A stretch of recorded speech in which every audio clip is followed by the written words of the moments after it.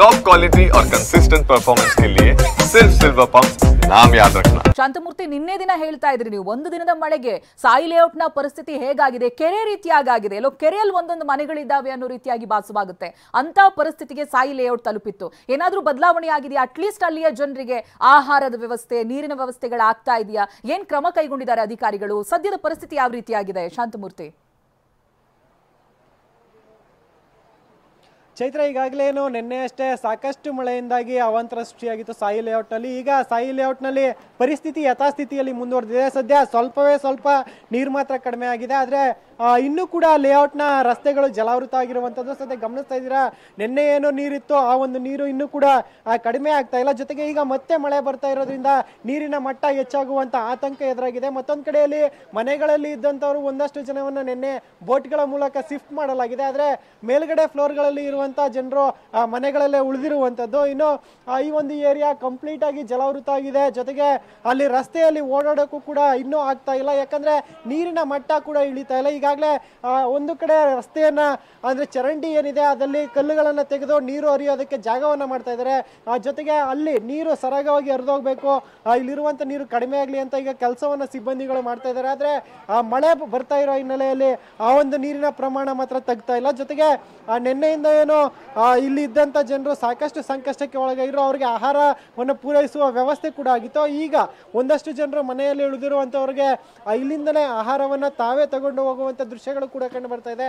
ಇನ್ನು ಆಫೀಸ್ಗೆ ಹೋಗುವಂತವರು ನೀರಿನಲ್ಲೇ, ಇಲ್ಲಿ ನಿಂತಿರುವಂತ ನೀರಿನಲ್ಲೇ ನಡ್ಕೊಂಡು ಬರ್ತಾ ಇದ್ದಾರೆ. ಸಾಕಷ್ಟು ಜನರು ಇದೇ ರೀತಿಯಲ್ಲಿ ಮಂಡಿ ಉದ್ದದ ನೀರಿನಲ್ಲೇ ಓಡಾಡುವಂತ ದೃಶ್ಯಗಳು ಕೂಡ ಕಂಡು ಬರ್ತಾ ಇದೆ. ಸದ್ಯ ಈಗ SDRF ಸಿಬ್ಬಂದಿ ಕೂಡ ಸ್ಥಳದಲ್ಲಿ ಬೀಡುಬಿಟ್ಟು ಇಲ್ಲಿ ಒಂದು ನೀರಿನ ಒಂದು ಮಟ್ಟ ಯಾವ ಕ್ಷಣದಲ್ಲಿ ಹೆಚ್ಚಾದ್ರೂ ಕೂಡ ಎಲ್ಲ ರೀತಿಯಲ್ಲಿ ಸಿದ್ಧತೆಗಳನ್ನ ಮಾಡಿಕೊಂಡು ಸಜ್ಜಾಗಿ ನಿಂತಿದ್ದಾರೆ. ಜೊತೆಗೆ ಸ್ಥಳದಲ್ಲಿ ಈಗ ಆಂಬ್ಯುಲೆನ್ಸ್ ಆಗಿ SDRF ಸಿಬ್ಬಂದಿ ಜೊತೆಗೆ ಅಗ್ನಿಶಾಮಕ ದಳದ ಸಿಬ್ಬಂದಿ ಕೂಡ ಬೀಡುಬಿಟ್ಟಿದ್ದಾರೆ. ಒಂದ್ ಕಡೆ ಮಳೆ ಶುರುವಾಗ್ತಾ ಇದೆ, ಮತ್ತೊಂದ್ ಕಡೆಯಲ್ಲಿ ಸಿಬ್ಬಂದಿ ಕೂಡ ಬೋಟ್ಗಳನ್ನ ಸನ್ನದ್ಧ ಮಾಡ್ಕೊಳ್ತಾ ಇದ್ದಾರೆ. ಒಂದು ವೇಳೆ ನೀರಿನ ಮಟ್ಟ ಹೆಚ್ಚಾದ್ರೆ ಮತ್ತೆ ಕಾರ್ಯಾಚರಣೆ ನಡೆಸಬೇಕಾ ಬೇಡವಾ, ಜೊತೆಗೆ ಏನಾದ್ರೂ ಇಲ್ಲಿ ಸಹಾಯ ಬೇಕಾದಂತ ಸಂದರ್ಭದಲ್ಲಿ ಯಾವ ರೀತಿ ನಾವು ಮುಂದಾಗಬೇಕು ಅನ್ನೋದು ಸಹಾಯ ಸಿದ್ಧತೆಗಳನ್ನ ಮಾಡ್ಕೊಳ್ತಾ ಇದ್ದಾರೆ. ಒಟ್ಟಾರೆ ಸಾಯಿ ಲೇಔಟ್ನ ಪರಿಸ್ಥಿತಿ ನಿನ್ನೆಗಿಂತ ಸ್ವಲ್ಪ ಸುಧಾರಿಸಿದೆ, ಆದ್ರೆ ನೀರಿನ ಮಟ್ಟ ಮಾತ್ರ ಯಥಾಸ್ಥಿತಿಯಲ್ಲಿ ಮುಂದುವರೆದಿರುವಂತದ್ದು. ಜೊತೆಗೆ ಇವತ್ತು ಇನ್ನು 3-4 ದಿನಗಳ ಕಾಲ ಮಳೆ ಬಂದ್ರೆ ಮತ್ತೆ ಅದೇ ರೀತಿಯ ನೀರಿನ ಮಟ್ಟ ಹೆಚ್ಚಾಗುವ ಸಾಧ್ಯತೆಗಳು ಕೂಡ ಹೆಚ್ಚಾಗಿರುವಂತದ್ದು. ಚೈತ್ರ, ರೈಟ್. ಶಾಂತಮೂರ್ತಿ ಹಾಗೆ ಸಂಪರ್ಕದಲ್ಲಿ ಮಾಲ್ತೇಶ್ ಜಗೀನ್ ಮೆಜೆಸ್ಟಿಕ್ ನಿಂದ ಲೈವ್ ನಲ್ಲಿ ಜಾಯ್ನ್ ಆಗಿದ್ದಾರೆ.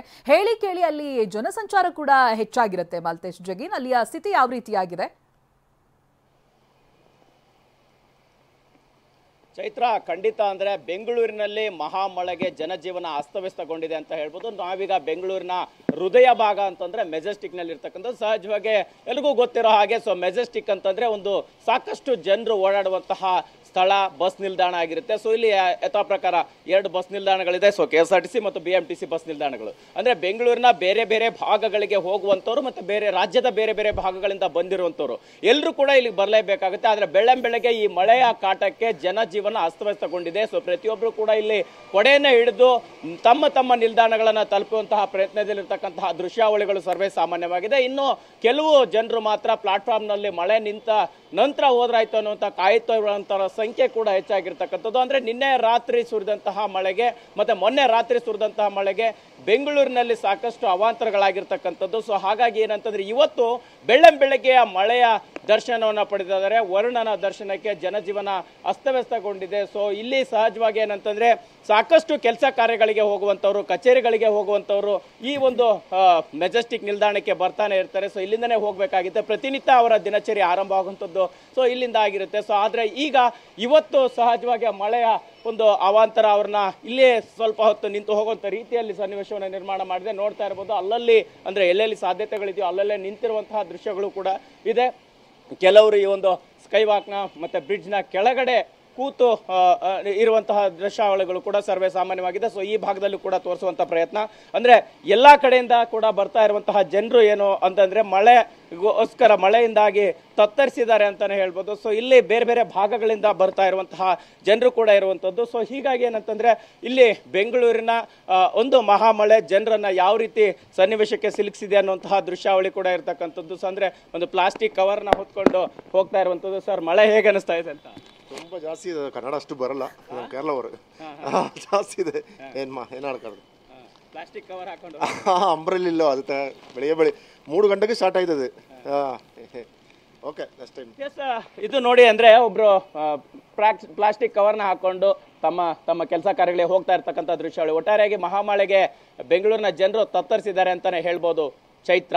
Right, thank you Jagin, Rajappa, Shanthamurthy.